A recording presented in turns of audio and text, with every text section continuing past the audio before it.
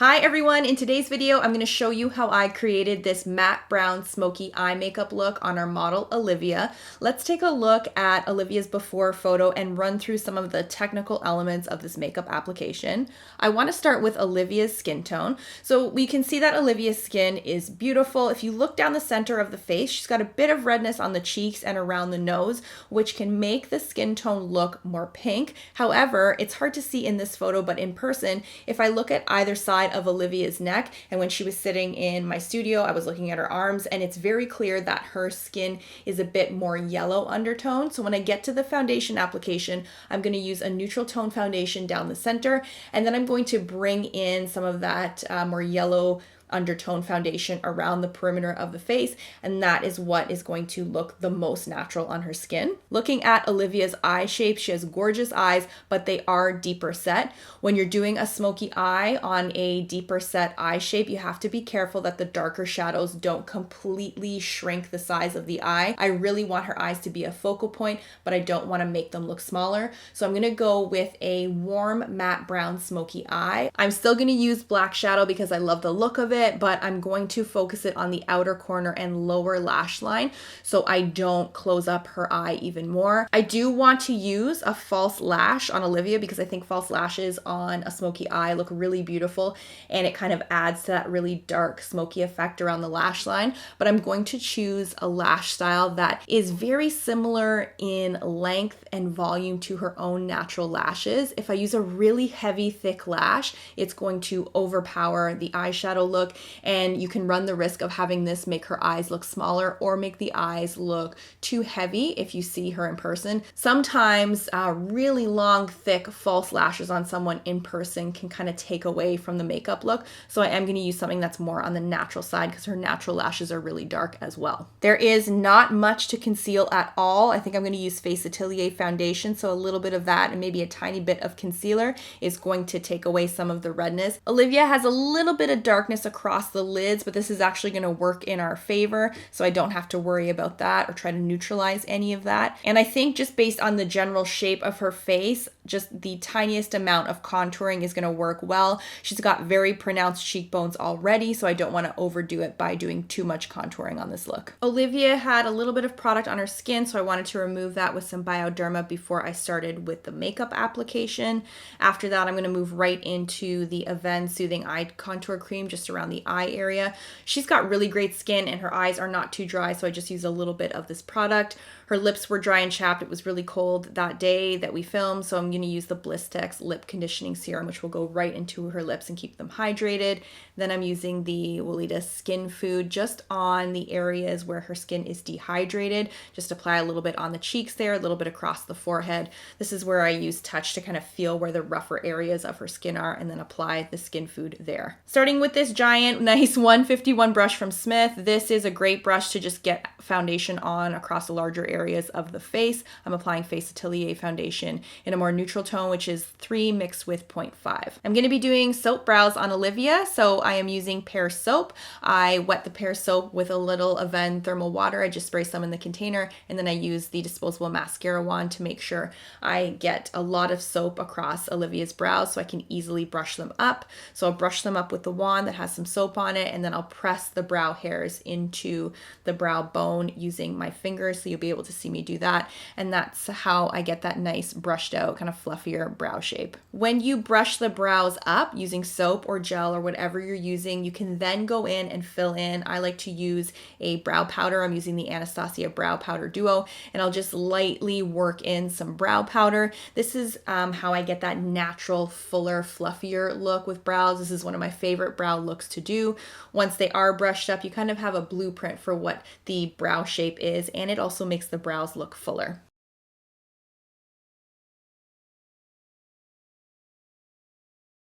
I'm using the Urban Decay Perversion liner. I like to do the waterline as a first step, just in case their eyes get really watery. And then the Urban Decay eyeliner has a chance to kind of really melt into that lash line, which is nice for a smoky eye.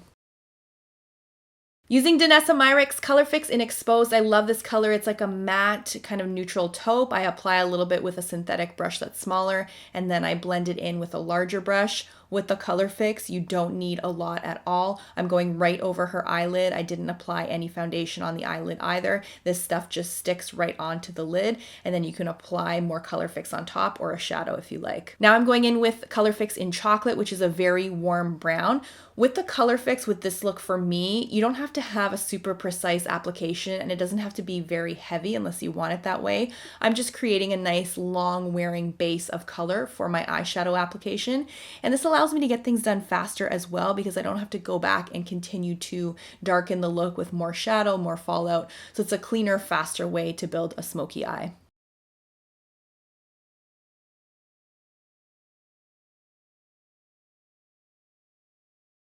Now I'm taking some of the Colorfix in Blackout, which is a really great color. It's really, really deep black, blending that into the lash line with a pencil brush from Rephr. And then I'm using the Face Atelier brush in number 8 just to make sure I can get that right down to the lash line. The number 8 brush is just a bit fluffier than the pencil brush from Rephr, so I get it on there as close as I can to the lash line, and then using that slightly larger brush, the Face Atelier brush, allows me to get that blackout right into the lash line. Warm medium brown from Viseart. It's a matte shadow, getting the shape with a fuller brush, and then I'm going in and refining that shape with a smaller brush. In this case, it's the Face Atelier brush, just making sure it's right in the crease, and I'm just kind of building the smoky eye this way.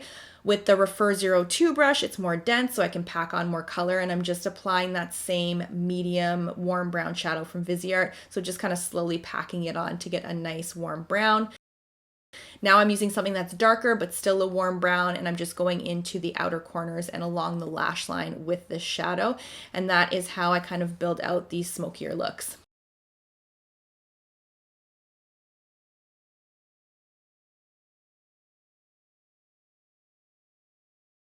Now to really get this even smokier, I'm using the Urban Decay Perversion eyeliner just along the lash line. This eyeliner is so dark, it's so creamy, so it's really easy to blend into the lash line.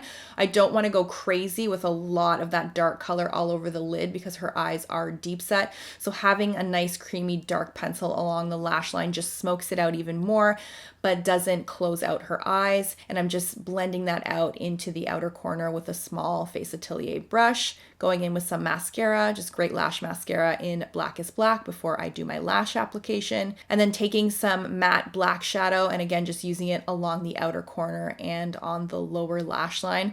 You have to be careful with these smokier eyes, especially with deeper set models or clients. Build up the darkness of the shadow or pencil or whatever you're using gradually. So make sure you're stepping back and taking a look at the shape of the smoky eye, how dark it is, and how it's making your client's eyes look. You don't want to make their eyes disappear. I'm using my favorite brush, Smith 220. This is great for smokier looks, and I'm just making sure that everything is blended on the lower lash line. Going back in with that dark brown shadow now just on the outer corner. I'm just deepening it up, refining the shape a bit. I kind of go back and forth as I'm creating these smokier looks. Next, lash application. So I'm using velour lashes from the Effortless collection. The style is called Would I Lie. This is a beautiful lash style. I use the velour latex-free adhesive. I apply it onto the lash and I let the lash glue almost dry completely so that I'm able to just pop the lash on with either my fingers or the Too Easy lash applicator, which makes things super easy. And this goes right into the lash line. And because the Effortless lashes are not as dramatic and they're a little bit shorter, they go on really seamlessly. And these lashes look very similar to Olivia's natural lashes, so it's a really great choice for the smoky eye. Just add some intensity without completely overpowering the eye makeup look. So I pop it on with the Too Easy applicator, kind of press it right into that lash line, and that's what gives you that really seamless blend between the false lashes and her natural lashes. So while the glue is drying, I just go in and clean up on the underside of the eye. I don't want to remove too much because I like how the makeup is kind of worn into the lower lash line. I'm being more careful with my foundation application, so I've switched to a smaller brush. I mentioned at the beginning of the video I'm going to use something more neutral in tone, so I mix number 3, which is more yellow, and 0.5, which is more neutral from Face Atelier. So I'll use that down the center of the face. I'm going to buff in the rest of the foundation now, cover off the rest of her face and neck, but instead of using just the 0.5 and number 3 shades from Face Atelier, I've added the tiniest amount of yellow adjuster just to warm up that foundation, and this is what's going to give her that perfect skin tone and that really flawless foundation application.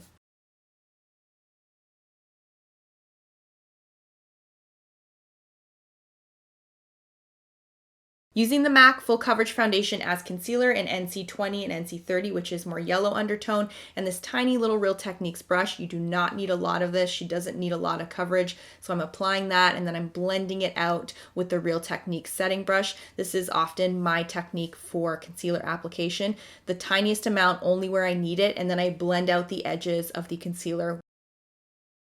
I'm going to set the under eye concealer with Charlotte Tilbury Airbrush Flawless Finish Powder in light. This is going to mattify things, but it's not going to look too drying. And then I'm going back just to make sure that lower lash line is well blended. There's been some time since I put on the shadow and the eye pencil, so if anything's migrated, I just want to clean that up.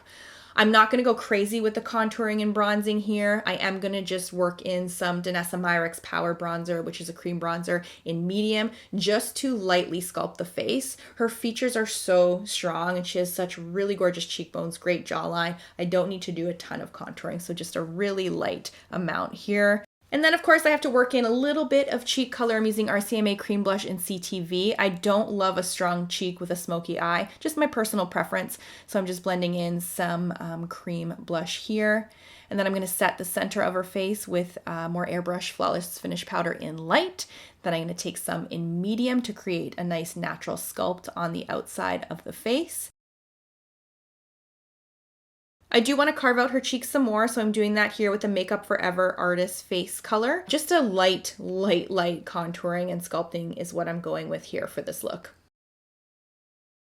I'm using the Flawless Finish Powder here as almost a bronzer. Also is going to give me some shape and some sculpting on the outside of her face. So I'm blending that in with a nice big fluffy brush. I'm going back under the eye with just another light layer. I'm using the banana powder here. The texture of this powder is a little bit lighter than the Charlotte Tilbury. So this is just going to kind of seal the deal and set the concealer once and for all. My favorite nude lip liner from NYX, it's Nude Beige. I love this lip liner so much. I try to use it as often as I can. I'm just going to go for a natural nude lip with this eye makeup look. Again, I'm not a fan of having a lot of lips with a lot of eyes. I'm mixing 2 or 3 shades here from the Danessa Myricks Luxe Cream Palette in the Nudist. You can make beautiful nude lip shades with this palette. Just putting that on. Everything else in this look is very matte, but I do like to have some kind of gloss on the lips. I'm using MAC lip gloss in Nymphette for this. It's just like a really pinky kind of goldy lip gloss. I'm just doing this on the center of the lip. And then finishing touches on the eyes, I'm making sure to blend in the false lash. I'm using a very tiny angled brush from Smith Cosmetics and a very dark black Maybelline gel liner, just making sure that lash line is seamless. And then of course some mascara on the lower lash. I usually leave this to last to make sure my client actually needs it. And then going in just to make sure everything is even and there's enough color and it's evenly distributed and the shape is the same. So just some final touches here on the smoky eye. Such a beautiful warm brown color with the Viseart shadows, and having the Colorfix underneath makes the eye really opaque and smoky. And that's the final look. I think Olivia looks amazing. Let's take a look at her before and after. Her eyes are definitely smoky, but I don't think the application has made her eyes completely disappear. The light fluffy brow helps as well. I like to keep the brows light if I'm doing the eyes dark. If I wasn't doing a lot of shadow on her eyes, I may have filled in the brows more. I may have done a stronger lip, lowering her face, keeping the brows light and fluffy, keeping the lips nude, having a nice natural sculpt on the skin as well just makes this look, I think, very pretty and well balanced. So if you have any questions for me about anything I used or this makeup look, you can put them in the comments, and I will see everybody on the next video. Bye.